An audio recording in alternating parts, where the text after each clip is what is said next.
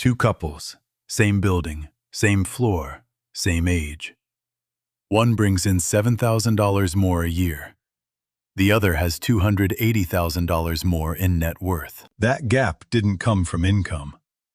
It came from 9 purchases that seem totally normal in your 30s and quietly drain your future.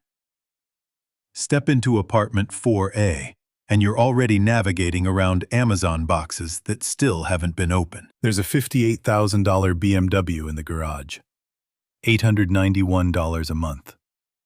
The kitchen just got a $74,000 remodel, complete with a $4,800 Italian range that gets used mostly to boil pasta and warm canned soup during a blackout. Combined income, $148,000. Retirement savings, $61,000. Marcus and Jess go through the mail the same way every night, standing there, flipping through it fast. Then they set it face down on the counter without really looking. Walk over to 4C in the same building. Daniel and Sophia, also 36, earning $7,000 less a year. Original kitchen cabinets from 2009. Scratched Formica countertop. Paid off Subaru in the lot. After dinner, Daniel is switching between 2 tabs on his laptop. An investment portfolio sitting at $340,000, and a retirement calculator showing an exit date of 51. The mail is already handled, and none of it feels stressful. My name is Nick, and I spend an unhealthy amount of time doing the math nobody around you wants to show you. If you've ever looked at your paycheck and thought, I make decent money, so why does it still feel tight? What I'm about to show you is the exact set of decisions separating those 2 apartments. One number changes how you see everything that follows because of compound interest. Every dollar you spend at 35 costs you roughly $7 to $8 in retirement wealth by 65. That $74,000 kitchen remodel isn't really $74,000. It's closer to $500,000 that won't exist when you're 65. That $891 car lease isn't just $891 a month. It's the difference between retiring at 51 and retiring at 67. Savings rate math makes this painfully clear. Save 10% of your income, which sounds responsible, and mathematically, you're about 51 years away from retirement. Save 30%, and that drops to 28 years.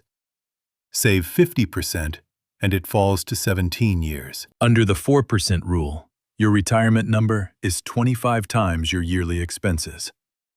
Every dollar you stop spending is worth $25 toward the finish line you're chasing.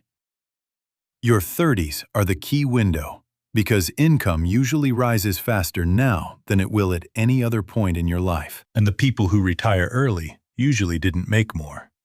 They just refused to let their spending rise right alongside their income.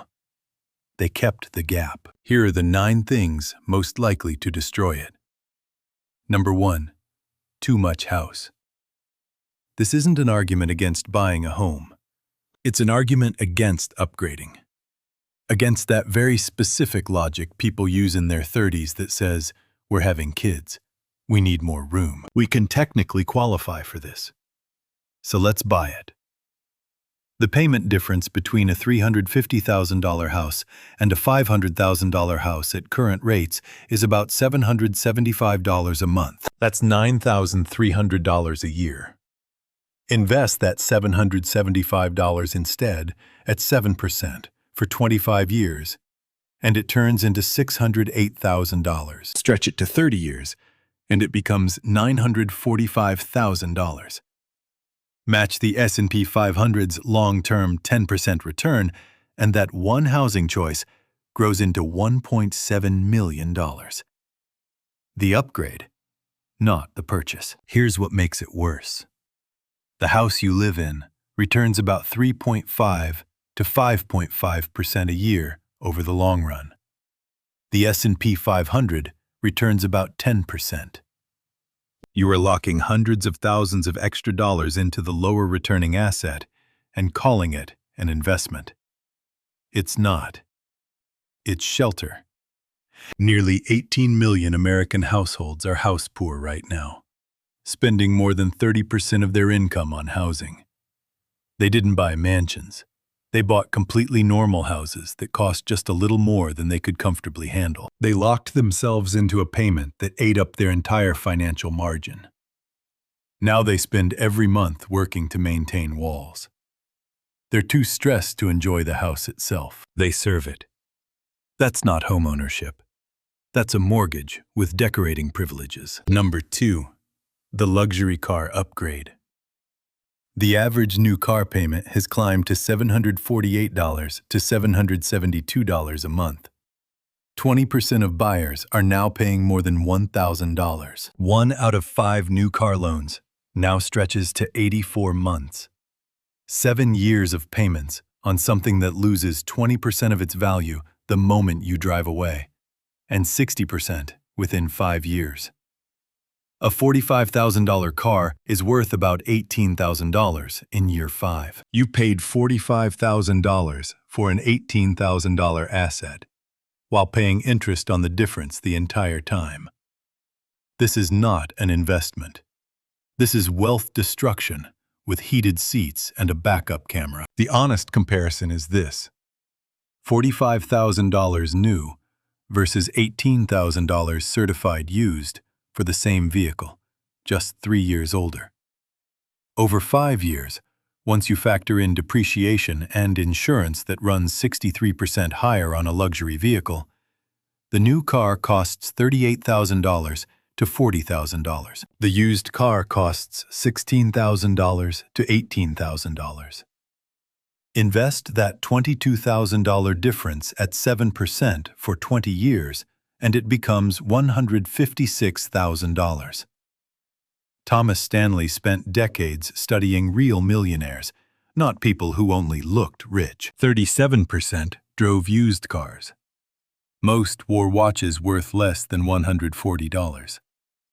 The people in his research making $800 monthly car payments were what he called under-accumulators of wealth. High income, performing success, terrible at building it. The BMW looks like wealth. It's the monthly bill for looking wealthy, due until the day you trade it in for a newer one. That's the expensive side of this list. What comes next is the one most people don't even realize is a financial decision. Number 3. Whole life insurance. This shows up in your 30s for a reason. You have kids, start thinking about mortality, and end up sitting across from a very friendly insurance agent who's about to make more money off this meeting than you are. Here's the pitch. Whole life insurance is permanent coverage that also builds cash value like an investment. 2 products in one. Sounds responsible. Here's the reality. A $500,000 term life policy for a healthy 30-year-old costs $26 to $50 a month. The equivalent whole life policy costs around $440 a month.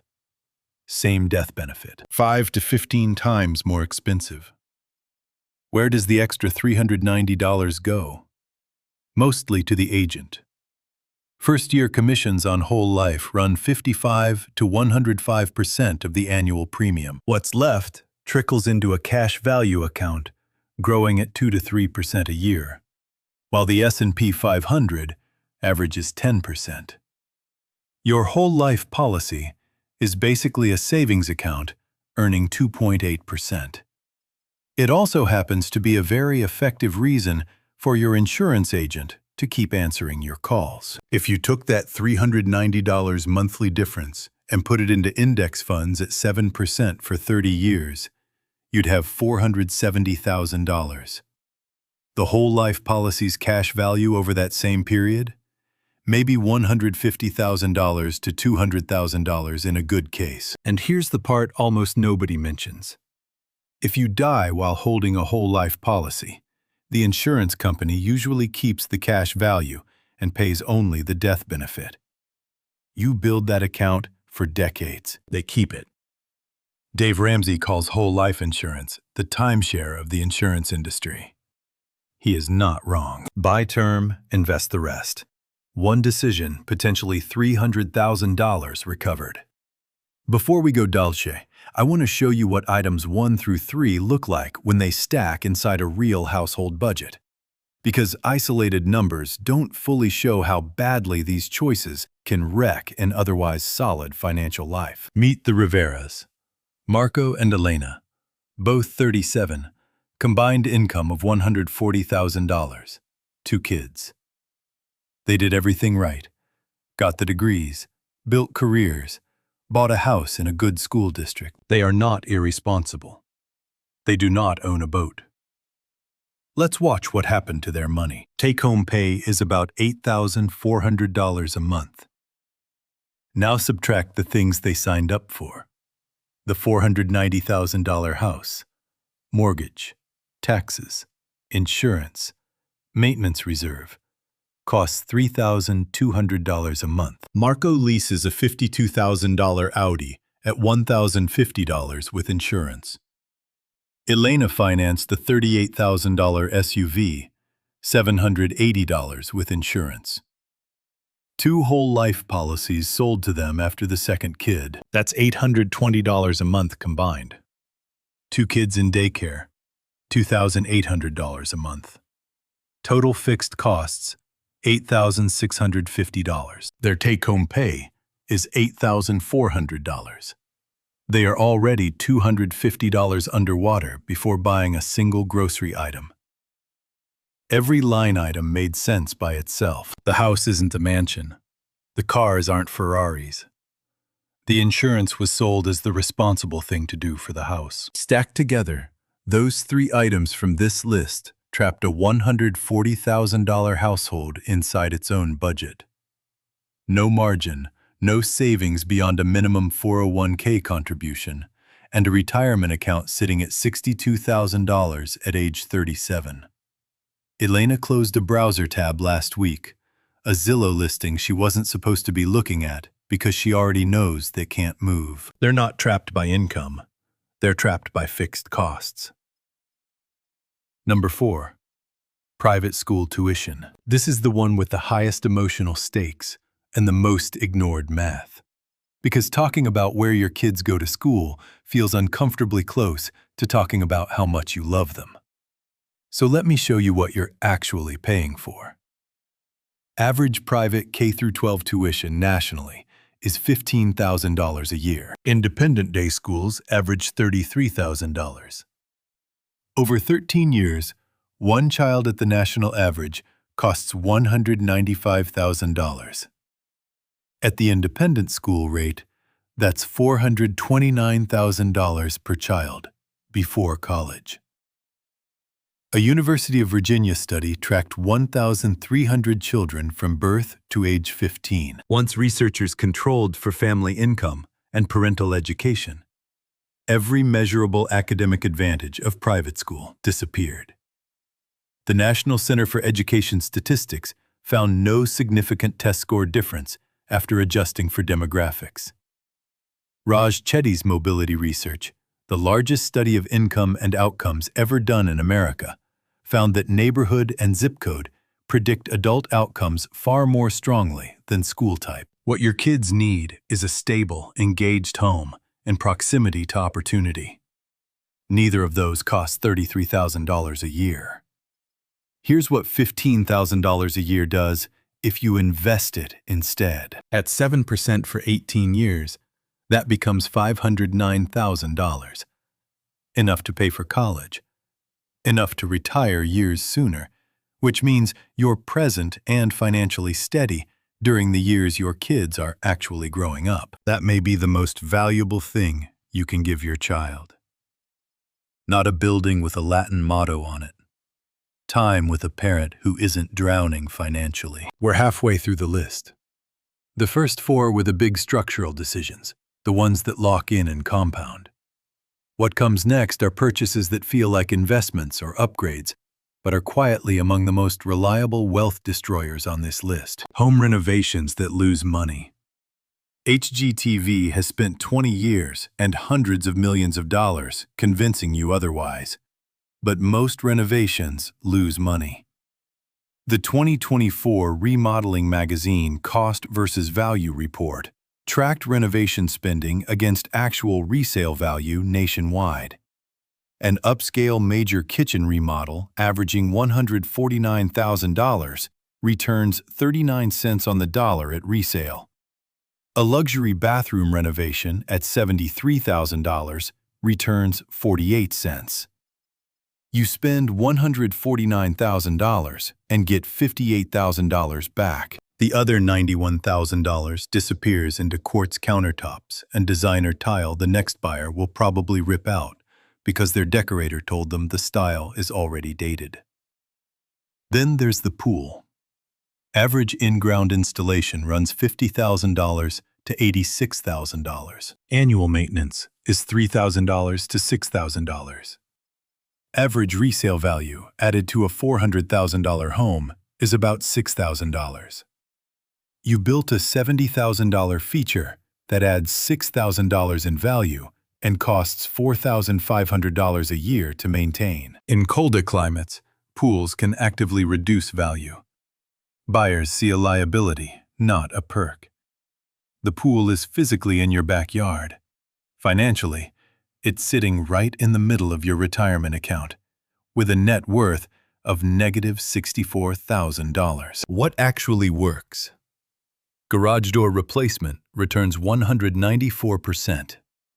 Steel entry door replacement returns 188%.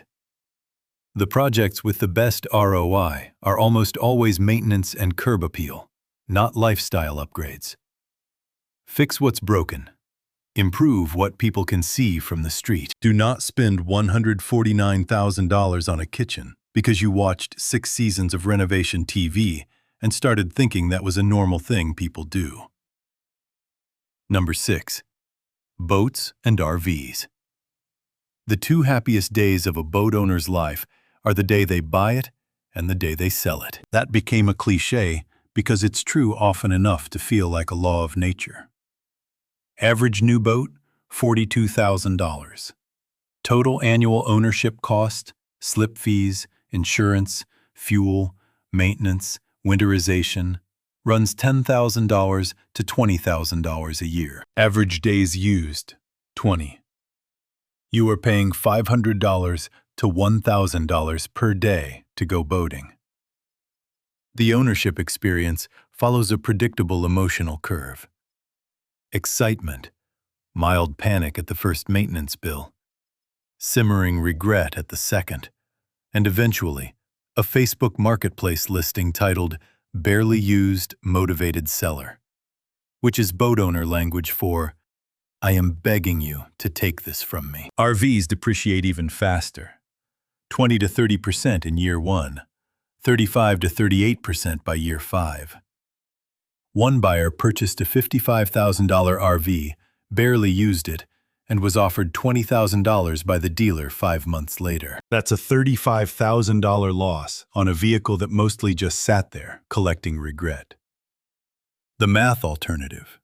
$50,000 invested at 10% nominal grows to $336,000 in 20 years.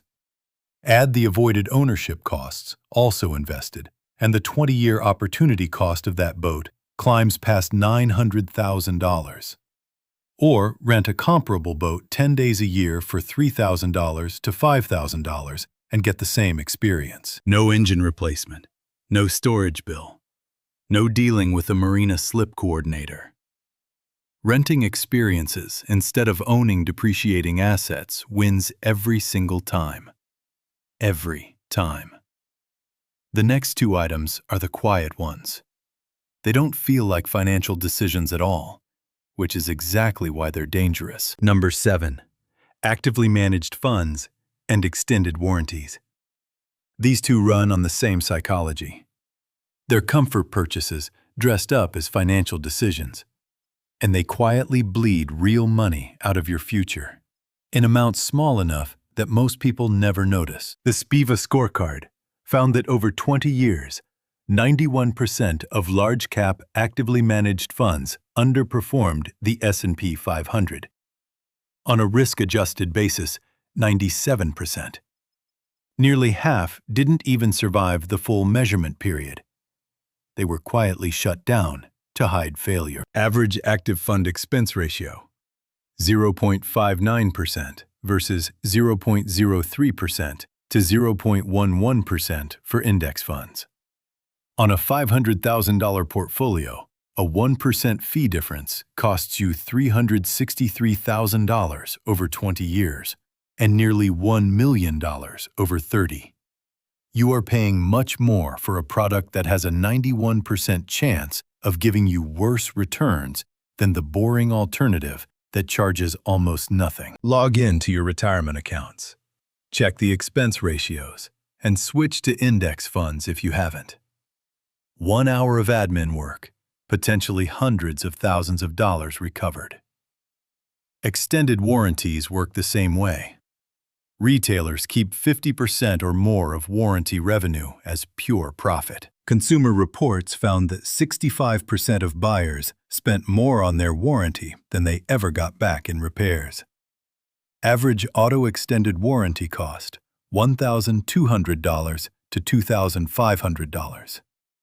Median repair benefit received, $837. That's a net loss before anything even happens. For electronics warranties, 42% were never used at all. Many major credit cards already extend manufacturer warranties by 1 year at no cost, which means a huge share of extended warranty purchases are redundant with a benefit you already have and forgot existed. The extended warranty industry is worth $147 billion a year. That's $147 billion transferred from anxious people to corporations that were thrilled to charge them for peace of mind. Number 8. Brand name everything. Generic ibuprofen, $4 for 100 tablets. Advil, $15 for the same 100 tablets. The FDA requires generics to be bioequivalent. Same active ingredient, same dosage, same absorption, same therapeutic effect. That 73% premium on Advil is paying for advertising. Generics saved the American healthcare system $2.2 trillion between 2009 and 2019. You're personally funding the brand name side of that #1 bottle of Advil at a time. Consumer Reports blind taste tests found store brands matched or beat national brands more than 50% of the time. Professional chefs buy store brand pantry staples at higher rates than average consumers because they judge what's on the plate, not what's on the packaging. Store brands cost 25 to 40% less across almost every grocery, pharmaceutical, and household category. A family spending $650 a month on groceries could save $2,000 to $2,300 a year by shifting mostly to store brands. Add OTC meds, cleaning products, and household basics, and now you're at $2,500 to $3,000 a year. Invest $2,500 at 7% for 30 years, and it becomes $253,000. $250,000 given away slowly and invisibly, one familiar logo at a time. That's the check engine light going on a credit card because the discretionary budget isn't there. That's the retirement calculator you close before it finishes loading because you're not ready to see the answer yet. The average American spends $90 to $273 a month on subscriptions. The range matters because the higher number catches what the lower number misses. Annual app charges billed once a year that disappeared into the background.